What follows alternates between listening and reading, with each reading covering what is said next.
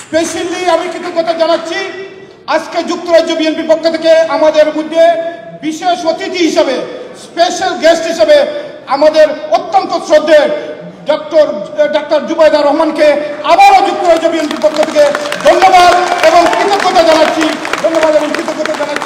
উপস্থিত নেতৃবৃন্দ, এখন বক্তব্য নিয়ে আসার জন্য অনুরোধ করছি বাংলাদেশের আগামী দিনের রাষ্ট্রনায়ক, আগামী দিনের ভাবি প্রধানমন্ত্রী, বাংলাদেশ জাতীয়তাবাদী দলের ভারপ্রাপ্ত চেয়ারম্যান, বাংলার অপেক্ষায় বাংলাদেশ জাতীয়তাবাদী দলের ভারপ্রাপ্ত চেয়ারম্যান দেশনায়ক তারেক রহমান।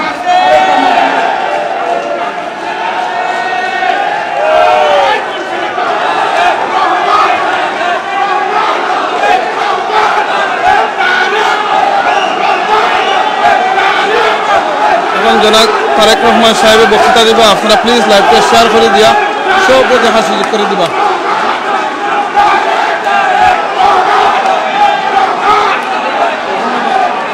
ধন্যবাদ। বসেন বসেন, সবাই বসেন। আরে ভাই বসতে হবে, আমাদের অনেককে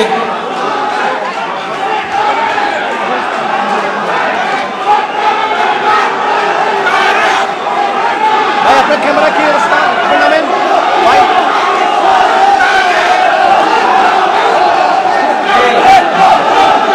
আপনার নামেন, সমস্যা আছে, আমি জানি কথা আচ্ছা আপনার আপনারা যদি আসলে যা বলছেন তা যদি মনে করেন তাহলে বসেন, তাহলে আমার কথা শুনতে হবে, আমি বলেছি বসতে, তাহলে বসতে হবে সবাইকে। সবাই যদি যেই স্লোগান দিচ্ছেন ইফ ইউ মিন দ্যাট, তাহলে বসতে হবে।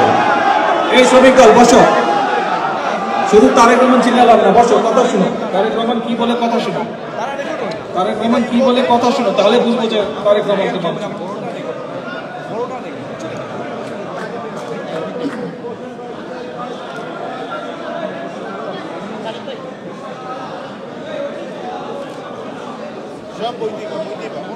বিসমিল্লাহির রহমানির রহিম। আজকে যুক্তরাজ্য বিএনপি আয়োজিত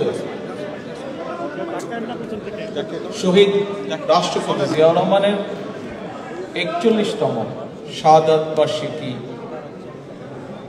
দোয়া মাহফিল অনুষ্ঠানের সম্মানিত সভাপতি, মঞ্চে উপবিষ্ট সম্মানিত নেতৃবৃন্দ, আমার সামনে উপস্থিত যুক্তরাজ্য জোনাল কমিটি থেকে আগত সদস্যবৃন্দ, অঙ্গ সহযোগী সংগঠনের সদস্যবৃন্দ,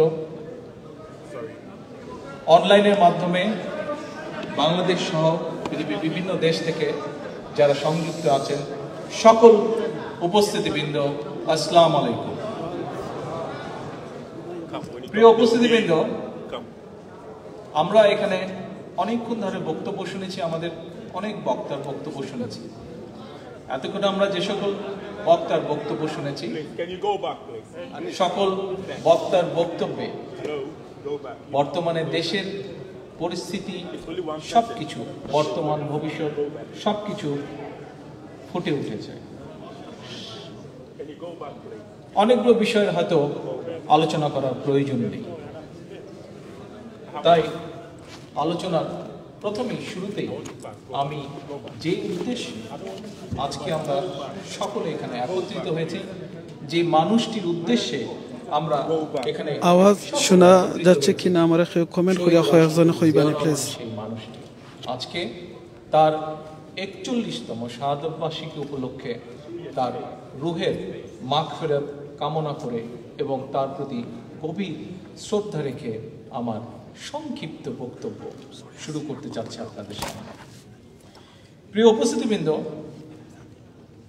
বাংলাদেশের জন্ম, বাংলাদেশের সৃষ্টির ইতিহাস, এটার সাথে শহীদ রাষ্ট্রপতি জিয়াউর রহমানের নাম ওতপ্রোতভাবে জড়িত।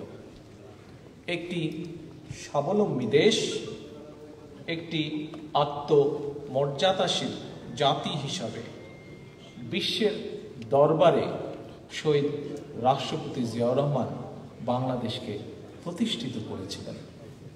এটি শহীদ রাষ্ট্রপতি জিয়া রহমান যতদিন দেশের দায়িত্ব পালন করেছেন সেই সময় এবং তার পরবর্তী সময়ে আমরা যদি আন্তর্জাতিক পত্র পত্রিকাগুলোর খবর লক্ষ্য করি তাহলে থ্যাংক ইউ আপনারা কমেন্ট করে জানাইছেন শোনা যাচ্ছে শুধু তাই নয় প্রিয় উপস্থিতিবৃন্দ, শুধু তাই নয়, শহীদ রাষ্ট্রপতি জিয়া রহমান বিশ্বের রাজনীতির দরবারেও বাংলাদেশকে অত্যন্ত গুরুত্ব সহকারে একটি মর্যাদাশীল স্থানে এখন ঠিক আছে কিনা জানাবেন, ভলিউম একটু বাড়াইছি। প্রতিষ্ঠিত করেছিলেন, প্রতিষ্ঠিত করতে সক্ষম হয়েছিলেন বটমলেস বাস্কেটের অবস্থা থেকে।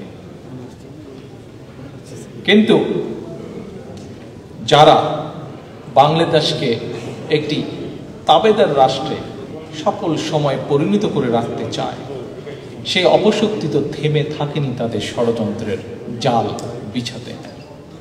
সেই অপশক্তি, যেই অপশক্তিকে থ্যাংক ইউ আপনারা কমেন্ট করে জানানোর জন্য। শোনা যাচ্ছে, শুনুন এখন আর শেয়ার করে সবাইকে শোনার সুযোগ করে দেন। পরাজিত হয়েছিল, সেই অপশক্তি আবার ষড়যন্ত্রের জাল বিছায় এবং তাদের সেই ষড়যন্ত্রের কারণে 1981 সালের এই দিনে শহীদ রাষ্ট্রপতি জিয়া রহমান শহীদ হন। প্রিয় উপস্থিতিবৃন্দ, আমরা সংক্ষেপে যদি একটি বিষয় দেখি তাহলে দেখব যে 1971 সালে আমাদের দেশ 16ই ডিসেম্বরে এই দেশ প্রিয় মাতৃভূমি স্বাধীন হবার পরে পরবর্তী কয়েকটি বছরেও কি বাংলাদেশের মানুষ যেই আশা আকাঙ্ক্ষা নিয়ে বাংলাদেশের মুক্তিযোদ্ধারা দেশ জীবন বাজি রেখে দেশ স্বাধীন করেছিলেন, যুদ্ধ করেছিলেন, দেশ স্বাধীন করেছিলেন, দেশ স্বাধীনের পরবর্তী কয়েক বছর মানুষের সেই আশা আকাঙ্ক্ষা কি পূরণ হয়েছিল? কিন্তু আমরা যদি ভালো করে দেখি তাহলে আমরা দেখতে পাই যে না, সেই আশা পূরণ হয়নি। অর্থাৎ স্বাধীনতার যে সুফল, স্বাধীনতার সেই সুফল মানুষ কিন্তু উপভোগ করতে পারেনি। জনগণের বর্তমানে যেভাবে জনগণকে দাবিয়ে রাখার জন্য, জনগণের বাক স্বাধীনতাকে দাবিয়ে রাখার জন্য, জনগণের ভোটের অধিকার কেড়ে নেবার জন্য, জনগণের গণতান্ত্রিক অধিকারকে দাবিয়ে রাখার জন্য যেভাবে র্যাব, পুলিশকে, আদালতকে ব্যবহার করা হচ্ছে বাংলাদেশের কোটি কোটি মানুষের বিরুদ্ধে, ঠিক স্বাধীনতা পরবর্তী সময়গুলোতেও একইভাবে জনগণের ভোটের অধিকারকে দাবিয়ে রাখার জন্য, ছিনিয়ে নেওয়ার জন্য, মানুষের বাক স্বাধীনতাকে ছিনিয়ে রাখার জন্য, মানুষের কণ্ঠকে দাবিয়ে রাখার জন্য একইভাবে রক্ষী বাহিনীকে লেলিয়ে দেওয়া হয়েছিল হানাদার পাকিস্তানি বাহিনীর মতন। আপনারা উপস্থিতিবৃন্দ, আপনারা যদি লক্ষ্য করেন, আমরা যদি সকলে একটু ঠান্ডাভাবে লক্ষ্য করি তাহলে কিন্তু আমরা দেখতে পাবো যে শহীদ জিয়া, খালেদা জিয়া, গণতন্ত্র, স্বাধীনতা, ভোটের অধিকার, মুক্ত গণমাধ্যম, এই সকল বিষয়গুলো কিন্তু এই যে বর্তমানের মাফিয়ার সরকার বা তাদের যে দল, বা 75-এর 7ই নভেম্বর যে অপশক্তি পরাজিত হয়েছিল, এই বিষয়গুলো অর্থাৎ শহীদ জিয়া, খালেদা জিয়া, গণতন্ত্র, স্বাধীনতা, ভোটের অধিকার, মুক্ত গণমাধ্যম, এই বিষয়গুলো তাদের কাছে কিন্তু একটি ভয় বা আতঙ্কের বিষয়। কারণ আমরা বরাবর খেয়াল করেছি দেশের গণতন্ত্র প্রিয় মানুষ, দেশের সাধারণ মানুষ যারা গণতন্ত্রে বিশ্বাস করে, যারা বিশ্বাস করে মানুষের বাক ব্যক্তি স্বাধীনতায়, যারা সংবাদপত্রের স্বাধীনতায় বিশ্বাস করে, যারা বিশ্বাস করে মানুষের নিরপেক্ষ ভোটের অধিকারে, তারা খেয়াল করে দেখেছেন যে যদি জনগণ শক্তিমান থাকে, যদি মানুষের মৌলিক অধিকারগুলো বহাল থাকে, যদি গণতন্ত্র কার্যকর থাকে, যদি সাংবিধানিক প্রতিষ্ঠানগুলো কার্যকর থাকে, তাহলে সব সময় জনগণের রায় আপনাদের দল বিএনপি দেশ পরিচালনার সুযোগ পেয়ে থাকে। তাই খুব সহজে আমরা যারা শহীদ জিয়ার দল করি, আমরা যারা দেশনেত্রী খালেদা জিয়ার নেতৃত্বে আপনারা কে কোথা থেকে জনাব তারেক রহমান সাহেবের লাইভ শুনতেছেন প্লিজ কমেন্ট করে জানাবেন। উনি কিন্তু এই প্রোগ্রামটি আবার দেখবেন আমার বিশ্বাস, এবং নেতৃবৃন্দরাও এই লাইভটা দেখবেন। ভোটের অধিকারে বিশ্বাস করেন। তাদের সকলের কাছে একটি জিনিস পরিষ্কার, বাংলাদেশ স্বাধীনতা, মুক্তিযুদ্ধ ও জিয়া একটি সমার্থ, একইভাবে সমার্থ। কি আমি আবারও, বাংলাদেশ স্বাধীনতা, মুক্তিযুদ্ধ ও জিয়া সমর্থক একটি শব্দ। ঠিক একইভাবে শুনে নেন, তারপরে বলেন ঠিক কি। ঠিক একইভাবে প্রিয় উপস্থিতিবৃন্দ, গণতন্ত্র, ভোটের অধিকার, আত্মমর্যাদা ও খালেদা জিয়া সমার্থক।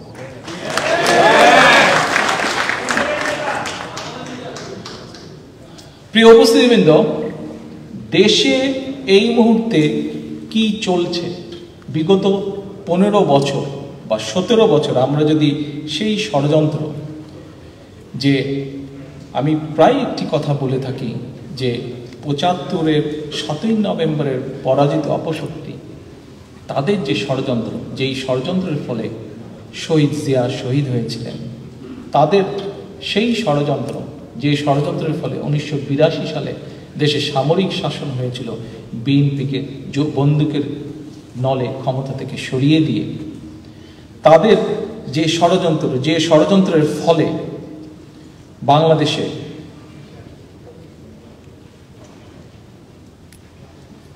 একুশে অগস্টের ঘটনা ঘটেছিল, তাদের সেই ষড়যন্ত্রেরই অংশ হিসেবে 1/11 হয়েছিল। এই যে শক্তি, অপশক্তি, এই অপশক্তি কিন্তু বর্তমানে মহাজোটের নামে, আগেও বলেছি আপনাদেরকে আমি, মহাজোটের নামে একজোট হয়ে বর্তমানে বাংলাদেশের ক্ষমতায় জোর করে দখল করে রয়েছে। এরা কিভাবে কি করছে, মানুষের উপরে অত্যাচার, নির্যাতন, ভিন্ন মতের সকল মানুষকে, সেটি বিএনপি হোক বা ভিন্ন মতের যে কোনো দল হোক, ব্যক্তি হোক, সংঘ হোক, সংগঠন হোক, প্রত্যেককে তারা কিভাবে অত্যাচার, নির্যাতনের মুখে নিয়ে গেছে, এর সাক্ষ্য বাংলাদেশের মানুষ, এর সাক্ষ্য বাংলাদেশের বিএনপির অন্তত 40 লক্ষ নেতাকর্মী। এদের কোন সেক্টর বাদ দিয়ে আপনাদের সামনে কোনটি বলবো? এখানে যতজন মানুষ আপনারা আজকে আমার সামনে উপস্থিত আছেন, প্রত্যেকেও একটি করে সেক্টর বলতে পারবেন যে প্রত্যেকটি সেক্টরে তারা কিভাবে সেক্টরকে তারা ধ্বংস করে দিয়েছে গত 10 বা 12-13 বছরে। কিছুদিন আগে আপনারাও দেখেছেন, সকলেই পত্রপত্রিকাতে গিয়ে দেখেছি যে এই মাফিয়া সরকারের রং হেডেড যে অবৈধ প্রধানমন্ত্রী, হেলমেট বাহিনীর নেত্রী শেখ হাসিনা কয়েকদিন আগে দেখলাম পদ্মা ব্রিজ নিয়ে কতগুলো কথা বলেছেন। পদ্মা ব্রিজ সম্পর্কে এখানে একজন বক্তা বক্তব্য দিয়ে গেছেন, আমি অত ওদিকে যাব না। পদ্মা ব্রিজের সম্পর্কে আপনাদেরকে একটি কথা, ছোট্ট একটি কথা আমি বলি। 1903 সালে আপনাদের দল, বাংলাদেশ জাতীয়তাবাদী দল, দেশনেত্রী খালেদা জিয়ার নেতৃত্বে তখন রাষ্ট্র পরিচালনা করছে। 2003 সালে জাইকা, জাপানিজ যে দাতা সংস্থা জাইকার একটি সমীক্ষায় 10,000 কোটি টাকা দিয়ে পদ্মা ব্রিজের সকল বিষয় পরিকল্পনা গ্রহণ করা হয়, 10,000 কোটি টাকা। এবং 2005 সালে তার ভিত্তিতে, সেই প্রকল্পের ভিত্তিতে 2005 সালে মোটামুটিভাবে সিদ্ধান্ত গ্রহণ করা হয় যে 10,000 কোটি টাকা দিয়ে বাংলাদেশের পদ্মা সেতু তৈরি করা হবে। উপস্থিতিবৃন্দ, 2005 সালে আমরা মোটামুটিভাবে কাজ এগিয়েছিলাম, প্রাইমারি কাজগুলো পদ্মা সেতুর এগিয়েছিলাম। এই মাফিয়া সরকার ক্ষমতায় আসার পরে এটা নর্মাল প্রসেসেই হচ্ছে কাজ।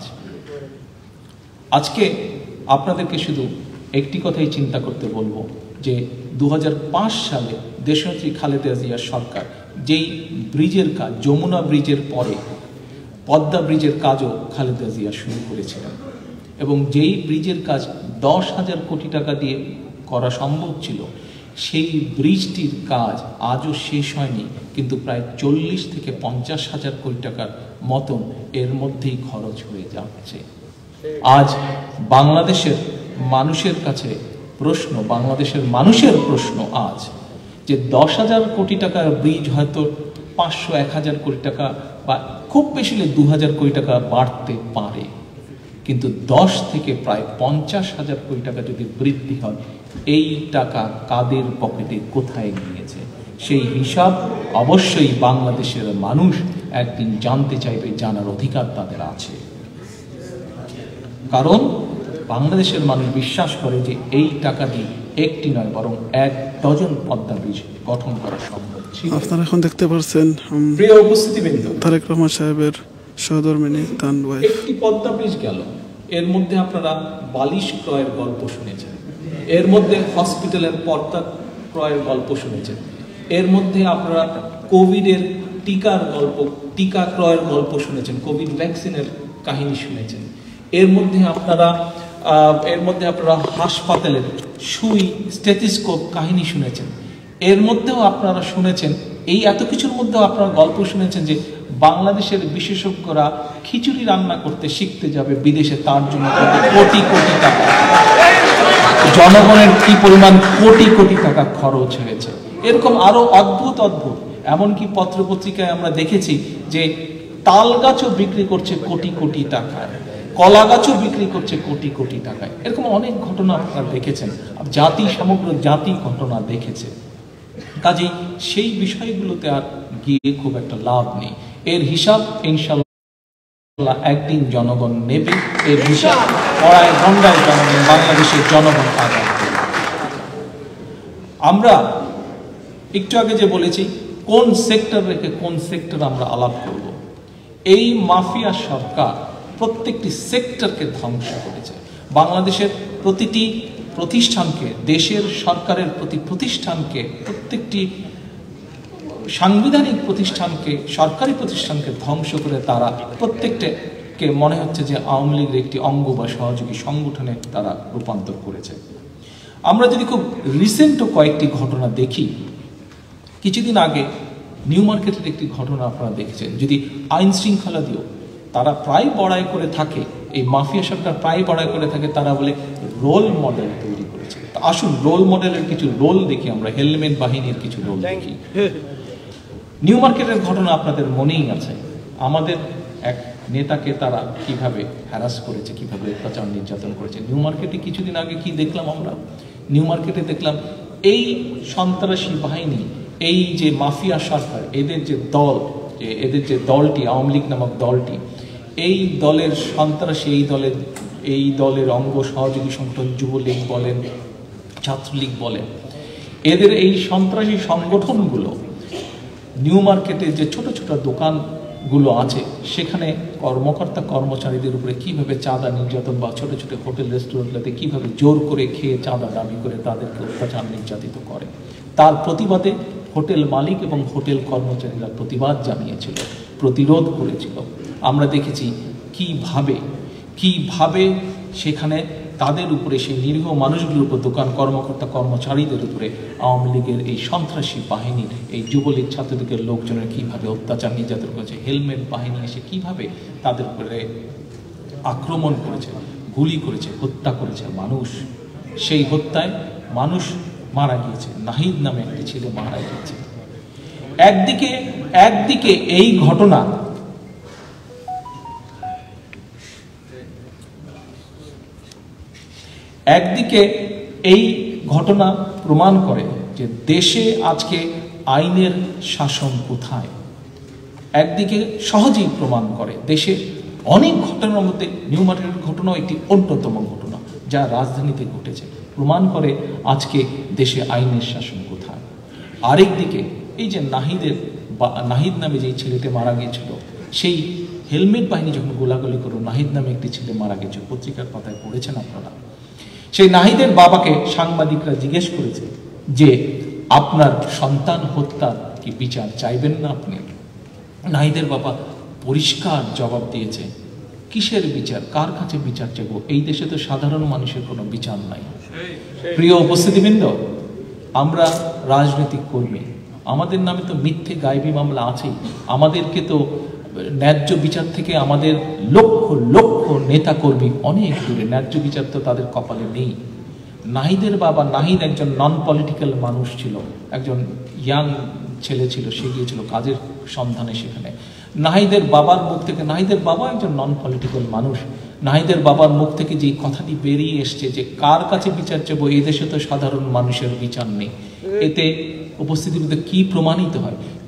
প্রমাণিত হয় যে আজ শুধু আইন শৃঙ্খলা না, আজ বাংলাদেশের বিচার ব্যবস্থাও যে তাদের দলীয় একটি সংগঠনে পরিণত হয়েছে, এই ব্যাপারে কোনো সন্দেহ নেই। কিছুদিন আগে এই যুবলীগ নামক যে সন্ত্রাসী দলটি, এই যুবলীগ নামক, আসলে যুবলীগকে নাম দেওয়া উচিত ক্যাসিনো লীগ।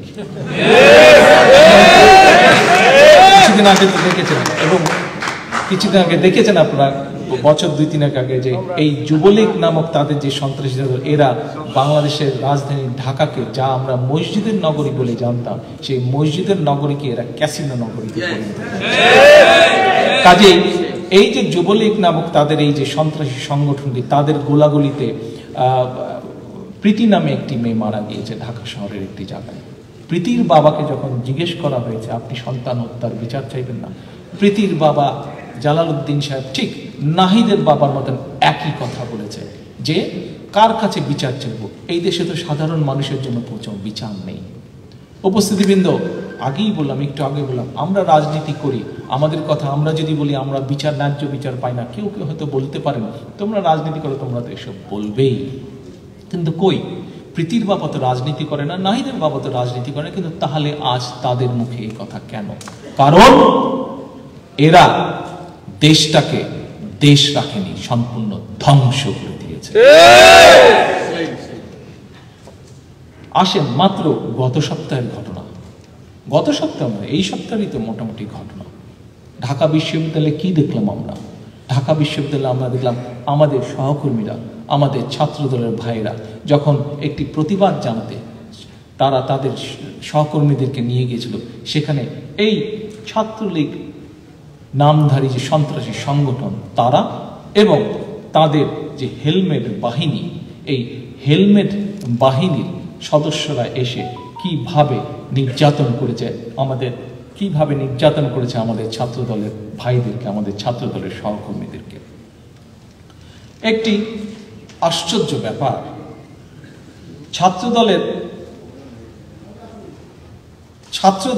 ছাত্রদের উপরে, ঢাকা বিশ্ববিদ্যালয়ের ছাত্রদের উপরে যখন এই অত্যাচার নির্যাতন হচ্ছে, তখন তারপরে আমরা আশ্চর্যজনকভাবে একটি বিষয় খেয়াল করলাম, যা অতীতেও আমরা খেয়াল করেছি। ঢাকা বিশ্ববিদ্যালয়ের মেধাবী ছাত্র আবরারের কথা নিশ্চয়ই আপনাদের স্মরণ আছে, প্রত্যেকের মনে আছে। সেই আবরারকেও কিন্তু এই ছাত্রলীগ নামক সন্ত্রাসীরা কিভাবে পিটিয়ে হত্যা করেছিল। তখন আমরা দেখেছি বিভিন্ন পত্রপত্রিকার খবরে এসছে, কোনো না কোনোভাবে পত্রিকাগুলো চেষ্টা করেছে খবরগুলো দিতে, কিছু ভাবে খবরগুলো বেরিয়ে এসছে। কি ছিল সেই খবর? যে ঢাকা বিশ্ববিদ্যালয়, যেটি অক্সফোর্ডের প্রাচ্য হিসেবে একসময় খ্যাত ছিল, প্রাচ্যের অক্সফোর্ড হিসেবে একসময় খ্যাত ছিল, সেই ঢাকা বিশ্ববিদ্যালয়ের হলগুলোকে তারা টর্চার সেল বানিয়ে রেখেছে এই ছাত্রলীগ নামক সন্ত্রাসী সংগঠন। আমরা দেখলাম এই সংগঠনটিকে প্রোটেকশন দেওয়ার জন্য ক্ষমতার মোহে অন্ধ হয়ে এক ব্যক্তি সব রকম ন্যায় নীতি থেকে নিজেকে দূরে সরিয়ে রাখলো। কে সেই ব্যক্তিটি? ভিসি পদ দখল করে থাকা এক ব্যক্তি। ঢাকা বিশ্ববিদ্যালয় এই মাফিয়া সরকার এক ব্যক্তিকে ভিসি নিয়োগ দিয়েছে, যে আইন বলে সে সকল ছাত্র, ঢাকা বিশ্ববিদ্যালয়ের সকল ছাত্র ছাত্রী দল মত নির্বিশেষে সকলে সে ভিসি, সকলে সে অভিভাবক, সকলে সে গার্জিয়ান। সেই ভিসির দায়িত্ব হচ্ছে প্রত্যেকটি ঢাকা বিশ্ববিদ্যালয়ের প্রত্যেকটি ছাত্র ছাত্রী দল মত নির্বিশেষে সে যেই হোক না কেন, গরিব ধনী মুসলমান হিন্দু যেই ধর্মেরই হোক যেই মতেরই হোক, তাদের প্রত্যেককে অভিভাবক হচ্ছে এই ভিসি। কিন্তু আমরা দেখলাম এই ভিসি তার ভূমিকা থেকে শত শত মাইল দূরে থাকলো। না সে আবরারের মতন ছাত্রদেরকে রক্ষা করলো, না সে আমাদের ছাত্র দলের ভাইদেরকে সে রক্ষা করলো এই অন্যায়, এই অত্যাচার নির্যাতন থেকে। ভিসি সাহেব ভুলেই গিয়েছেন তিনি ভিসি নাকি তিনি ওসি। ওসির ভূমিকা অবতীর্ণ হয়েছেন, ভিসি এবং ওসির দায়িত্বকে উনি কাজগজ করে ফেলেছেন। আজকে ছাত্র সমাজ দাবি তুলছে যে এই ভিসিকে তার সঠিক দায়িত্ব পালন করতে হবে। আমরাও বলতে চাই ছাত্র সমাজের সাথে যে ভিসি সাহেব আপনাকে আপনার সঠিক দায়িত্ব পালন অবশ্যই করতে হবে। যদি আপনি সেই দায়িত্ব পালন থেকে বিরত থাকেন বা ক্ষমতার মোহে দায়িত্ব পালন করতে ব্যর্থ হন, তাহলে অবশ্যই ছাত্র সমাজ একদিন আপনার কাছে এর জবাব চাইবে এবং তার জবাব আপনাকে দিতে হবে। প্রিয় উপস্থিতিবৃন্দ, রাত অনেক হয়ে গিয়েছে, আপনাদেরকে অনেক দূরে যেতে হবে বাড়িতে, আমারও বহু দূরে এখান থেকে বাড়িতে যেতে হবে। অনলাইনে বহু মানুষ, বহু আমাদের শুভাকাঙ্ক্ষী নেতা কর্মী অনেকেই সংযুক্ত আছেন। দেশেও বহুত রাত হয়ে গেছে, পৃথিবীর অন্য দেশে অনেক রাত হয়ে গেছে। সংক্ষেপে আমি আমার বক্তব্য শেষ করে ফেলবো এখানে একটু পরে। উপস্থিতিবৃন্দ, কিছুদিন আগে এই মঞ্চে দাঁড়িয়ে এবং তারপরেও আরো বেশ কিছু দলীয় অনুষ্ঠানে আমি একটি কথা বলেছিলাম, একটি গুরুত্বপূর্ণ কথা বলেছিলাম। দেশ নিয়ে, দেশের ভাবনা নিয়ে, আমাদের দল সম্পর্কে, ভবিষ্যৎ সম্পর্কে একটি কথা বলেছিলাম। কি সেই কথা? কথাটি ছিল যে আজ এই যেই ঘটনাগুলো আপনাদের সামনে আমি তুলে ধরলাম, এই ঘটনা কিন্তু শত শত হাজার হাজার ঘটনার মধ্যে সামান্য একটি দুইটি ঘটনা মাত্র। আজ দেশ কোন পর্যায়ে চলে গিয়েছে, দেশ কোথায় আছে, কম বেশি পত্রিকা খুললে, কম বেশি মানুষের সাথে কথা বললে আপনারা প্রতিদিন দেশে কথা বলছেন, আত্মীয় স্বজন, পরিবার পরিজন, বন্ধু বান্ধব, নেতা কর্মী, সহকর্মী সকলের সাথে কথা বলছেন। আমি সেগুলো আর তুলে ধরতে চাই না। দেশের কি অবস্থা প্রত্যেকটি মানুষ ওয়াকিফল আছেন। আপনারা দেশে বিদেশে সব জায়গায় প্রতিটি মানুষ আজ ওয়াকিফল আছেন। আমি বলেছিলাম যে বিএনপি বিশ্বাস করে গণতন্ত্রে, মানুষের ভোটের অধিকারে, এবং মানুষের ভোটের অধিকার প্রতিষ্ঠার আন্দোলনে আগামী দিনে বাংলাদেশের যে সকল রাজনৈতিক দলগুলো আমাদের সাথে থাকবেন, অর্থাৎ বিএনপির সাথে থাকবেন, আমরা একটি নিরপেক্ষ সরকার প্রতিষ্ঠার মাধ্যমে বাংলাদেশে আগামী দিনে যে নিরপেক্ষ নির্বাচন হবে, তার মধ্যে নিরপেক্ষ সরকার প্রতিষ্ঠার পরে, নির্বাচনের পরে যে সরকারটি গঠিত হবে, যে সকল রাজনৈতিক দল আমাদের সাথে থাকবেন, সকলকে নিয়ে আমরা একটি জাতীয় সরকার গঠন করব এবং সকলের দেশ এই মাফিয়া সরকার এমন একটি পর্যায়ে নিয়েছে যে দেশের প্রতিটি সেক্টরকে যদি মানুষের চাওয়া অনুযায়ী গঠন করতে হয়, গড়ে তুলতে হয়, তাহলে সকল রাজনৈতিক দলকে বসে আলোচনা করে পর্যায়ক্রমিকভাবে এই দেশকে গঠন করতে হবে। প্রিয় উপস্থিতিবৃন্দ, আজকে আমি আপনাদের সামনে আরেকটি গুরুত্বপূর্ণ বিষয় তুলে ধরতে চাই। আমি এই মুহূর্তে আমার দলের পক্ষ থেকে বাংলাদেশের এই বর্তমানের মাফিয়া সরকারের বা বাংলাদেশের প্রশাসন, বিশেষ করে আইন শৃঙ্খলা রক্ষাকারী বাহিনী, তাদের কর্মচারীদের উদ্দেশ্যে আমি কয়েকটি কথা বলতে চাই পরিষ্কারভাবে। তার আগে আপনাদের সকলকে আমি অনুরোধ করব যে আপনারা মন দিয়ে কয়েকটি কথা শুনবেন। আমি আপনাদেরকে দু একটি জিনিস একটু পড়ে শোনাবো, আপনারা মন দিয়ে শুনবেন। আমাদের এই যে বর্তমানে বাংলাদেশে নিশিরাতের অবৈধ প্রধানমন্ত্রী, যে ভোট ডাকার যে প্রধানমন্ত্রী, এই প্রধানমন্ত্রীর এই শেখ হাসিনার নামে একটি বই আছে যেটি দাবি করা হয় সে বইটি লিখেছে। এই বইয়ের 53 নম্বর পৃষ্ঠায় কয়েকটি লাইন সে উল্লেখ করেছে। আমি লাইনটি আপনাদের সামনে পড়ছি। এই কথাগুলো এই অবৈধ শেখ হাসিনার। বইটিতে 53 নম্বর পৃষ্ঠায় লেখা আছে, সেনা ছাউনিতে বসে বন্দুকের নল চেপে পুলিশ, বিডিআর, সেনাবাহিনীকে ব্যবহার করে জনগণের ভোট কেড়ে নেবে, আমরা তা মেনে নেব না, আমরা তা হতে দেব না। পুলিশ, বিডিআর, সেনাবাহিনীকে বলতে চাই, আপনারা জনগণের বিরুদ্ধে দাঁড়াবেন না, জনগণের বিরুদ্ধে বন্দুক তুলে ধরবেন না, তাহলে জনগণ আপনাদেরকে রেহাই দেবে না। পুলিশ, বিডিআর, সেনাবাহিনীর আত্মীয় স্বজনরা খেয়াল রাখবেন। উপস্থিতিবৃন্দ, অনলাইনের মাধ্যমে যারা শুনছেন তাদেরকেও আমি অনুরোধ করব, খেয়াল রাখবেন এর পরের কথাগুলো শেখ হাসিনার।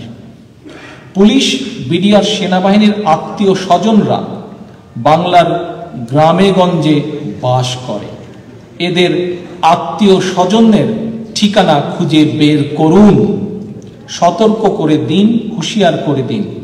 আর যদি এদেশের মানুষের উপরে গুলি চালানো হয়, মানুষের ভোটের অধিকার কেড়ে নেওয়া হয়, আমাদের আহ্বান এক, বোকার মতন হাততালি দিলে হবে না, ট্রাই টু আন্ডারস্ট্যান্ড ফার্স্ট। আর যদি এদেশের মানুষের উপরে গুলি চালানো হয়, মানুষের ভোটের অধিকার কেড়ে নেওয়া হয়, আমাদের আহ্বান প্রতিশোধ নেবেন, লাশের পরিবর্তনে লাশ চাই। শেখ হাসিনার কথা এগুলো।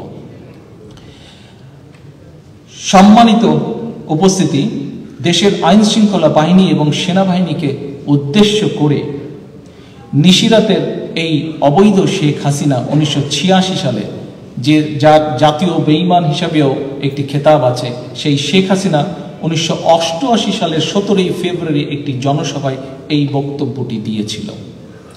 এই বক্তব্যটি দিয়েছিল 1988 সালের 17 ফেব্রুয়ারি। প্রিয় উপস্থিতিবৃন্দ, সেই সময় এক স্বৈরাচার ছিল, যার বিরুদ্ধে দেশনেত্রী খালেদা জিয়ার আন্দোলনের নেতৃত্ব, আন্দোলন দিয়ে আপনারা সেই আন্দোলনকে সফল করেছিলেন, বাংলাদেশের মানুষকে আন্দোলনকে সফল করেছিল সেই স্বৈরাচারের বিরুদ্ধে। সেই স্বৈরাচারের সময় শেখ হাসিনা এই কথাগুলো বলেছিল। আজ আমরা কি এক বাক্যে বলতে পারি না যে বর্তমান বাংলাদেশের পরিস্থিতি সেই সময়ের চেয়ে অন্তত 100 গুণ বেশি খারাপ? প্রিয় উপস্থিতিবৃন্দ, এই পরিস্থিতি খারাপ। আমাদের শত শত নেতাকর্মীকে গুম করা হয়েছে, আমাদের শত শত নেতাকর্মীকে খুন করা হয়েছে, আমাদের লক্ষ লক্ষ 40 লক্ষ নেতাকর্মীর নামে মিথ্যে মামলা দেওয়া হয়েছে। কিন্তু আমরা বিশ্বাস করি যে আমাদের নেতাকর্মীরা শেখ হাসিনা যেই কথাগুলো, আমি একটু আগে পড়েছিলাম, শেখ হাসিনা যেই কথাগুলো বলেছে, তারপরেও এত অত্যাচার নির্যাতনের পরেও আমাদের নেতাকর্মীরা এইটাতে বিশ্বাস করে না। সঠিক? কারণ আমরা আমাদের দেশকে ভালোবাসি। সেজন্যই আমরা শেখ হাসিনা যেই কথাগুলো বলেছিল প্রশাসনের উদ্দেশ্যে, আমরা সেটি বিশ্বাস করি না। কারণ আমরা একটি জিনিস বিশ্বাস করি, আমি বিশ্বাস করি, আমার বিশ্বাস আমার নেতাকর্মীরাও বিশ্বাস করে, যে বর্তমানে এই যে মাফিয়া সরকারের অধীনে যে প্রশাসনের কর্মকর্তা কর্মচারীবৃন্দ, সেটি পুলিশের হোক, সেনাবাহিনীর হোক, বিডিআরের হোক, বা যেটারই হোক না কেন, এদের মধ্যে সকলে খারাপ না। কিছু কিছু লোক আছে যারা অতি উৎসাহী এবং তারা কিছু কিছু ঘটনা ঘটিয়েছে। প্রিয় উপস্থিতিবৃন্দ, এই বিনা ভোটে সরকার নিজেদেরকে ক্ষমতায় রাখার জন্য প্রশাসনের মধ্যে একটি বেনিফিশিয়ারি ক্লাস তৈরি করেছে, যাদেরকে দিয়ে তারা খুন করিয়েছে, গুণ করিয়েছে, দুর্নীতি করাচ্ছে যাদেরকে দিয়ে। এই বেনিফিশিয়ারি ক্লাসটি মনে করে যে বেনিফিশিয়ারি ক্লাসটি মনে করে যে নিজেদেরকে যদি টিকিয়ে রাখতে হয় শেখ হাসিনাকে টিকিয়ে রাখতে হবে, আর অপরদিকে শেখ হাসিনা মনে করে ক্ষমতায় যদি টিকে থাকতে হয় তাহলে এই যে বেনিফিশিয়ারি ক্লাস এদেরকে টিকিয়ে রাখতে হবে প্রশাসনের মধ্যে যারা আছে।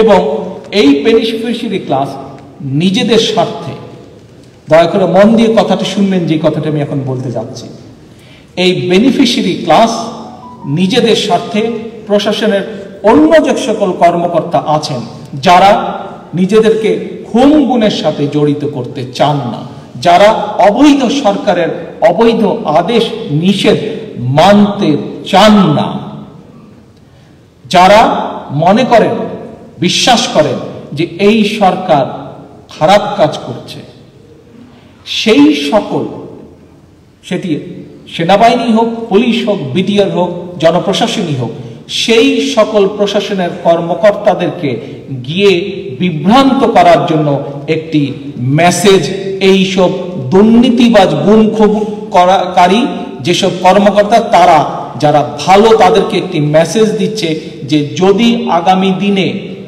নিরপেক্ষ নির্বাচনের মাধ্যমে নিরপেক্ষ জাতীয় সরকার আসে তাহলে তোমাদেরকে বিপদে পড়তে হবে। এরকম একটি মেসেজ এই গুম খুনকারী দুর্নীতিবাজ কর্মকর্তারা দিচ্ছে সেই সকল কর্মকর্তাদেরকে যারা নিজেদেরকে এই দুর্নীতি থেকে, গুম থেকে, খুন থেকে দূরে রাখতে চায়, যারা চায় না নিজেদেরকে সম্পর্কিত করতে এই সব খারাপ কাজের সাথে।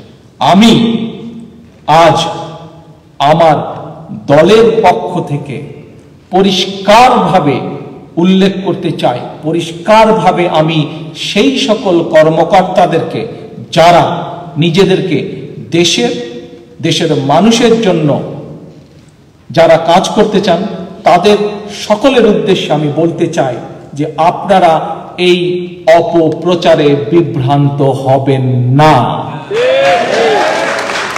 আপনাদের আতঙ্কিত বা ভয় পাবার কোনো কারণ নেই, কারণ আজ অবৈধ শেখ হাসিনা এই মাফিয়া বিনা ভোটের ভোট ডাকাত নিশিনাথ সরকারের অধীনে যে সকল কর্মকর্তারা, সেটি সেনাবাহিনী, পুলিশ, বিডিআর যেটারই হোক না কেন, যারা নিজেদেরকে গুমের সাথে জড়িত করেছে, খুনের সাথে জড়িত করেছে, দুর্নীতির সাথে জড়িত করেছে, তারা আজ দেশে বিদেশে চিহ্নিত হয়ে গিয়েছে। কাজে যারা চিহ্নিত হয়ে গিয়েছে আইনের চোখে তাদেরকে অবশ্যই আইন হিসাবে তাদের বিচার হবে, কিন্তু যারা নিজেদেরকে দূরে রেখেছেন তাদেরকে আহ্বান করেছি আমি, আপনারা আতঙ্কিত হবেন না। আপনাদেরকে একই সাথে আমি আহ্বান করব যে আগামী দিনে সেই সকল কর্মকর্তাদেরকে আমি আবারও আহ্বান করব, আরেকটি আহ্বান করব যে আপনারা সরকারের যে আইন আছে, নিয়ম আছে, সেটি আপনাদেরকে অবৈধ আদেশ মানতে বাধ্য করে না। কাজেই আপনাদের যে সকল সহকর্মী আপনাদেরকে উস্কে দিতে চায়, দয়া করে তাদের আহ্বানে আপনারা সাড়া দেবেন না। প্রিয় উপস্থিতিবৃন্দ, আমার দলের প্রিয় ভাই ও বোনেরা, প্রিয় নেতৃবৃন্দ, কর্মী ভাইরা, পরিশেষে আমি এখন আমার দলের নেতাকর্মীদের উদ্দেশ্যে একটি আহ্বান রাখতে চাই। কি সেই আহ্বান? আজ 40 লক্ষ নেতাকর্মী আমার কোর্টের বারান্দায় ঘুরছে প্রতিদিন। 40 লক্ষ নেতাকর্মী আজ কেউ বাড়িতে থাকতে পারছে, কেউ বাড়িতে থাকতে পারছে না।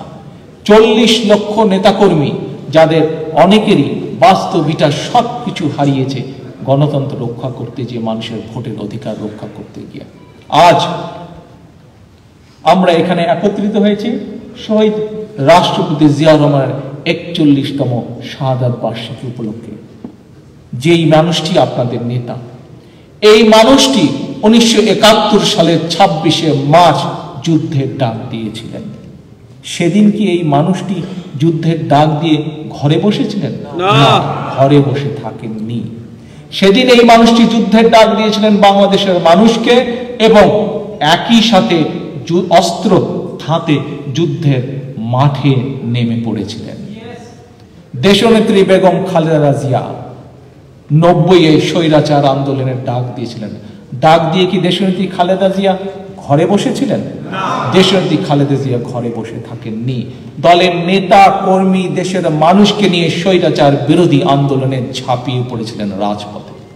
প্রিয় উপস্থিতিবৃন্দ, প্রিয় ভাই বোনেরা, প্রিয় নেতৃবৃন্দ, নেতাকর্মী ভাইরা, আজ সময় এসেছে শহীদ জিয়া যেভাবে যুদ্ধ হাতে মাঠে নেমেছিলেন, অস্ত্র হাতে মাঠে নেমেছিলেন যুদ্ধ করার জন্য, দেশনেত্রী খালেদা জিয়া যেভাবে স্বৈরাচার বিরোধী আন্দোলনের নেতৃত্ব দিয়ে মাঠে নেমেছিলেন, আপনাদেরকে আজ ঘরে বসে থাকলে চলবে না।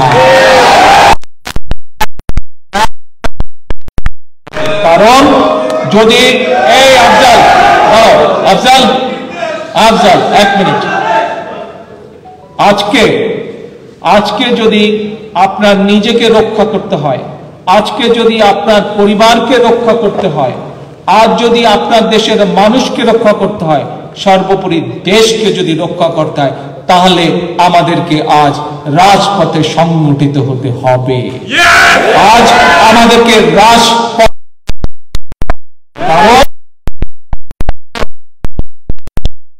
যুদ্ধ করে দেশ স্বাধীন করা হয়েছিল, মাঠে গিয়ে যুদ্ধ হয়েছিল। এই দেশকে স্বৈরাচার মুক্ত করা হয়েছিল রাজপথে আন্দোলনের মাধ্যমে। কাজেই আজ আবার সেই রাজপথে ফিরে যেতে হবে যদি দেশকে রক্ষা করতে হয়, পরিবারকে রক্ষা করতে হয়, নিজেকে রক্ষা করতে হয়, দেশের মানুষকে রক্ষা করতে হয়। আসুন আমরা সকলে মিলে আজকে প্রতিজ্ঞাবদ্ধ হই যে কোনো মূল্যে আমাদের ঐক্যকে ঐক্যবদ্ধ রাখতে হবে, ঐক্যকে সুদৃঢ় ইস্পাতের এবং শেষ কথার একটি কথা, বাংলাদেশ যাবে